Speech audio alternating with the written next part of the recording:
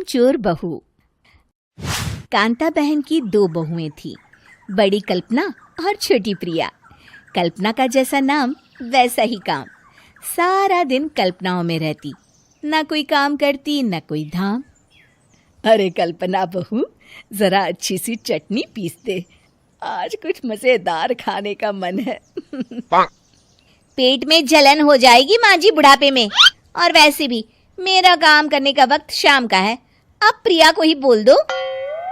इतना कहकर कल्पना वहां से चली जाती है। कांता कल्पना के ऐसे रवैये से काफी परेशान रहती हैं।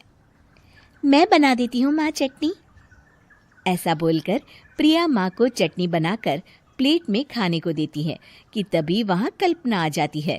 अरे वाह चटनी, जरा चख कर तो देखूं, बड़े दिन हो गए। अरे नहीं बहू, तू तो रहने ही दे चटनी खाना, पेट में जलन हो जाएगी।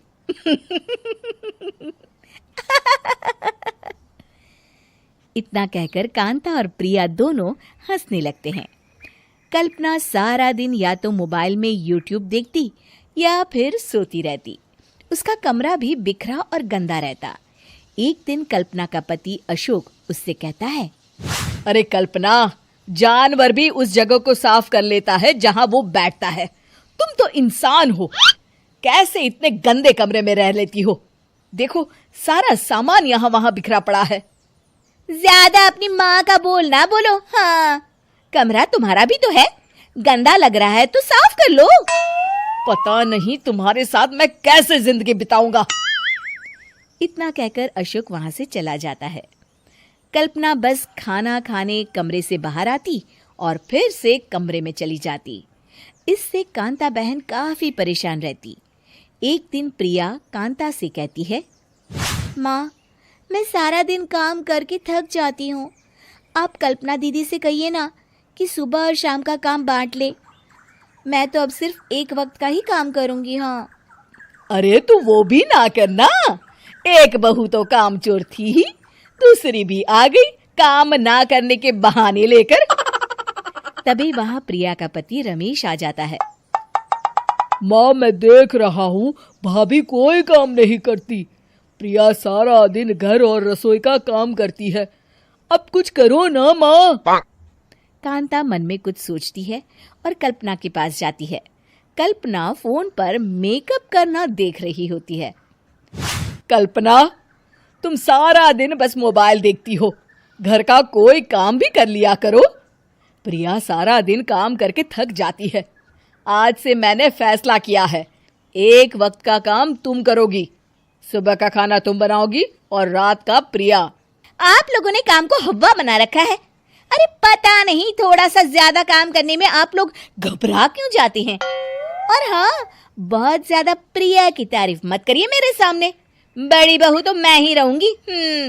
मैं कुछ नहीं जानती, कल सुबह मुझे वक्त से खाना चाहिए, रसोई में आ जाना, वरना कल से तुझे खाना नहीं मिलेगा। अगली सुबह कल्पना रसोई में नहीं आती है।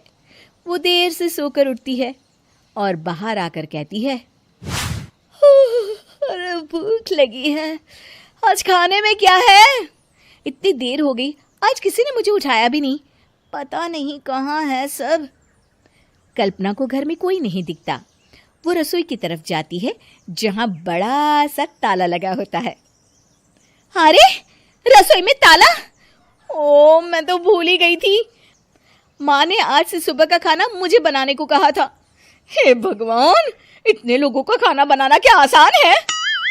तभी घर के सारे सदस्य बाहर से वापस आते हैं। वाह माँ जी, मजा आ गया छोले भटूरे खाकर। मेरे मुंह में तो अभी भी स्वाद आ रहा है। अरे कल्पना, तेरे भरोसे रहते तो हम तो भूखे ही रह जाते। कल्पना को बहुत गुस्सा आ जाता है। अब बहुत हो गया, आज से मैं अपनी रसोई अलग कर रही हूँ, मैं अपना खाना खुद बना लिया करूंगी। कल्पना अपनी रसोई अलग कर लेती है, पर आए दिन उसका देर से उठना और काम न करने की आदत से वो भूखी ही रह जाती थी।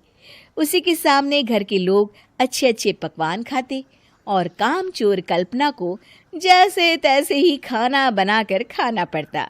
पर एक दिन तो हद ही हो गई।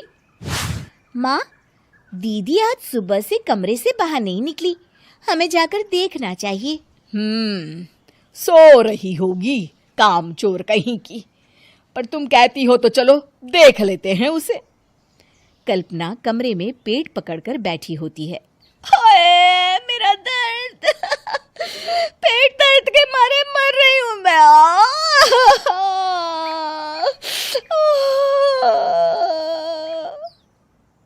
अरे दीदी, क्या हुआ? पेट में दर्द क्यों हो रहा है? डॉक्टर को दिखाया आपने? माँ, कल्पना खड़ी होती है और माँ जी के पास आती है। मुझे माफ कर दीजिए, अब से मैं सारे काम में मदद करूंगी, कभी आलस और काम चोरी नहीं करूंगी। हाँ, वो तो ठीक है, लेकिन अचानक क्या हो गया जो तू काम करने को तैयार हो गई? कामचोर कल्पना। माँ, लगातार बासी और उल्टा पुल्टा खाना खाने के कारण मेरे पेट में इन्फेक्शन हो गया है। काम न करना पड़े इसलिए मैं 2 दिन का खाना एक दिन ही बना लेती थी। बासी और खराब खाना खाने के कारण लेने के देने पड़ गए। पेट में दर्द हो रहा है। चलो अच्छा हुआ, देर आए दुरुस्त आए।